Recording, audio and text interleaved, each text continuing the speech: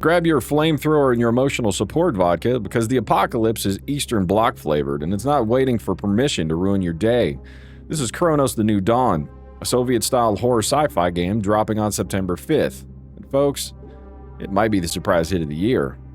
Developed by Bloober team, the folks who just tackled Silent Hill 2 remake, this beast is releasing on PC, PS5, Xbox Series XS, and yeah, somehow even Nintendo Switch 2.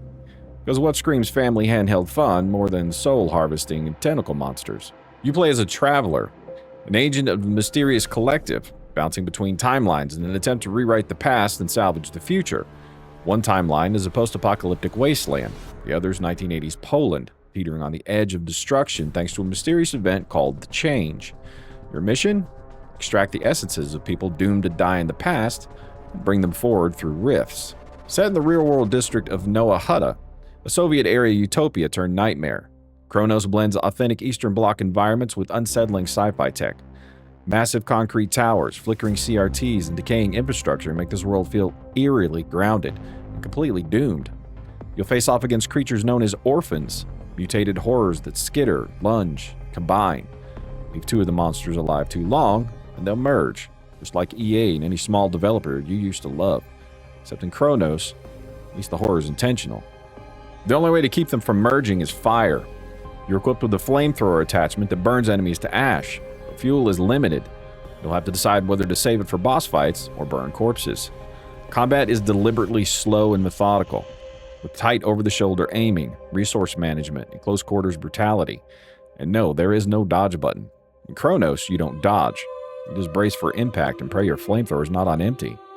Between missions, you'll return to safe zones where you can craft ammo, med kits, and upgrades. But choices matter.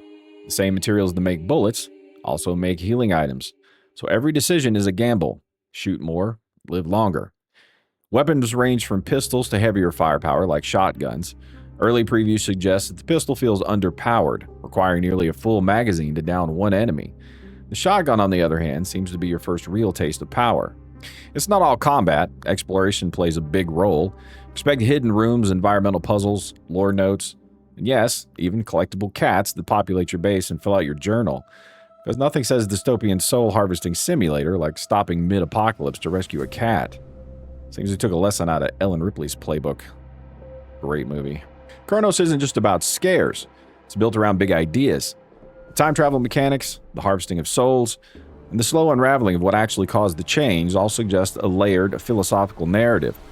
But this is a Bloober team, and their storytelling is ambitious sometimes to a fault. The medium was haunting but polarizing, and whether Cronos can stick the landing on its big narrative swings is the real wildcard here. Now there are some red flags here. Enemy bullet sponginess is a common complaint. Even regular foes take a lot to drop. Combat pacing might feel stiff for those used to faster survival horror. No dodge could frustrate players expecting modern mobility. And technical performance is a question mark. Bloober's past games have struggled with stuttering, especially on PC.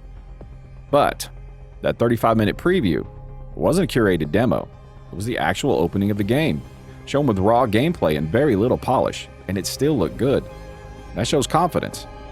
And the boss fight shown at the Oakland event, a massive writhing nightmare of tentacles, a brutal encounter that left even seasoned players scrambling.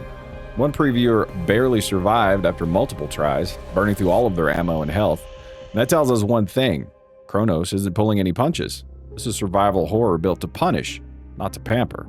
In an industry where horror often means jump scares and cheap thrills, Cronos: The New Dawn feels like a throwback to when survival horror meant something, when you had to earn every victory and feel every loss. It's ambitious, grimy, and desperately bleak. And I mean that as a compliment.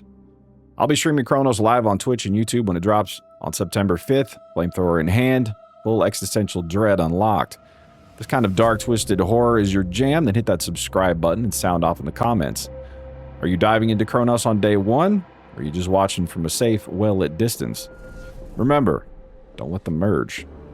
So until next time, God bless, be safe. I'll see you guys in the dark.